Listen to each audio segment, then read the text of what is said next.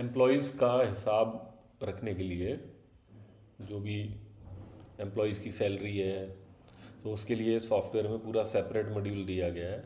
तो उसके लिए आपको यहाँ लेफ़्ट साइड में जाना है, पेरोल में जाना है।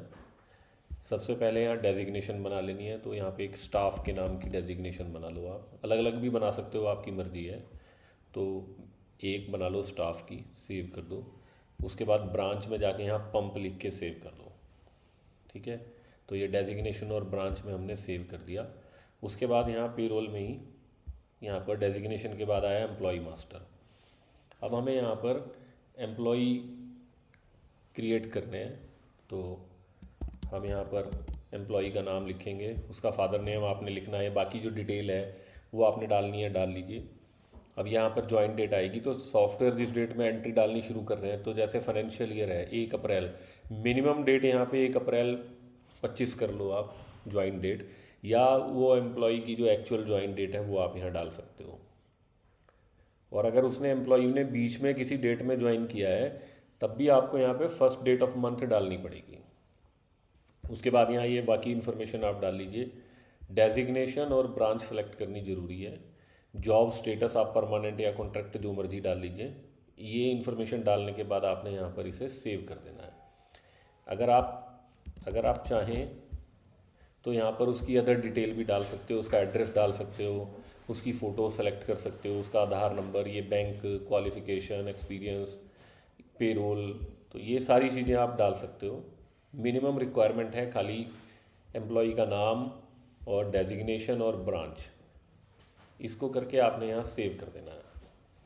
अब सेव करने के बाद आपने यहाँ फिर से आना है पेरोल के अंदर।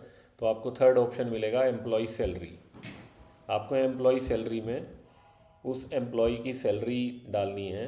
अब यहाँ पर आपको ये सेलेक्ट करना है कि किस एम्प्लॉय की सैलरी कितनी है। तो यहाँ सेलेक्ट ऑल कर लो आप, उसके बाद शो करो, तो इस तरह से आपके एम्प्लॉय आ जाएंगे। अब यहाँ पर आप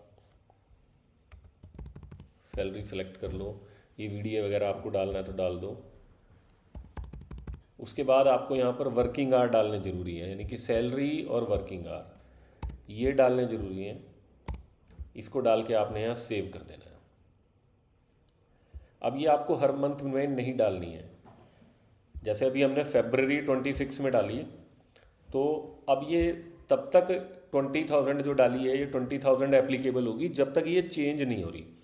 अब अगर किसी महीने किसी एम्प्लॉय की सैलरी चेंज होगी, तो उस केस में हम क्या करेंगे, यहाँ मंथ सेलेक्ट करेंगे।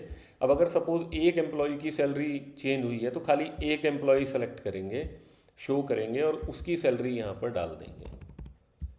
वर्किंग आवर डालना ज़रूरी है। तो इस तरह से सेव कर देंगे। और अगर चेंज नहीं हुई तो हमें ये हर महीने नहीं डालनी एम्प्लॉय सैलरी। ये इफ़ेक्टिव फ्रॉम डेट है। जब तक आप दोबारा से चेंज नहीं करेंगे तो यही सैलरी इफ़ेक्टिव रहेगी। इसके बाद आपने यहाँ पर पेमेंट टू स्टाफ का ऑप्शन आ जाता है। कोई भी पेमेंट आप स्टाफ को दे रहे हो तो यहाँ से आ जाएगी, आपने कैश दिया या बैंक से दी, फिर किस एम्प्लॉय को दी, कितनी सैलरी आपने उसको अमाउंट कितना पे किया अमाउंट। अब आपने उसको चाहे एज एडवांस पे किया, चाहे आपने उसको सैलरी का पार्ट पे किया, कोई भी पेमेंट आपने की वो पेमेंट में ही आएगी यहाँ पर। इसी तरह रिसीट बाय स्टाफ, कई बार स्टाफ कोई पैसे ले गया, आपने पेमेंट में डाल दिए, अभी वो वापस कर रहा है, तो वो रिसीव बाय स्टाफ में आ गया यहाँ पर। यहाँ आपने अमाउंट डाल देना है रिसीव में। उसके बाद आप यहाँ सैलरी कैलकुलेट करेंगे।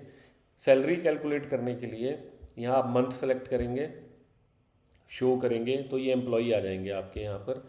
अब आपने यहाँ अटेंडेंस डेज डाल देने हैं कि कितने दिन वो एम्प्लॉई आया। तो इस तरह से ये सैलरी उसकी कैलकुलेट हो गई और आपने यहाँ से सेव कर देना है।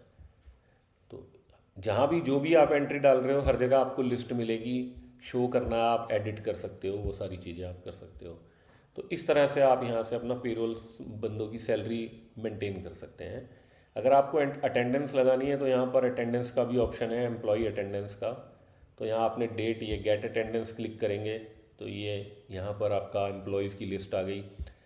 अब सारों को आप यहाँ प्रेजेंट, ऊपर वाला प्रेजेंट करेंगे तो सारे यहाँ पे प्रेजेंट हो जाएंगे या एब्सेंट हो जाएंगे। उसके बाद अगर कोई एक एम्प्लॉई आपका एब्सेंट है, लीव पे है, तो आप उसे सेलेक्ट कर सकते हैं। तो यहाँ से अटेंडेंस लगाने का ये फ़ायदा है, एक तो अटेंडेंस का आपको रजिस्टर मिल जाएगा, दूसरा आपको जो है जब आप कैलकुलेट करेंगे, सैलरी कैलकुलेट करेंगे, तो वहाँ पर आपका जो डेज़ हैं वो ऑटोमेटिकली यहाँ से सॉफ्टवेयर उठा लेगा। तो यहाँ से इस तरह आप अपनी सैलरी को मैनेज कर सकते हैं।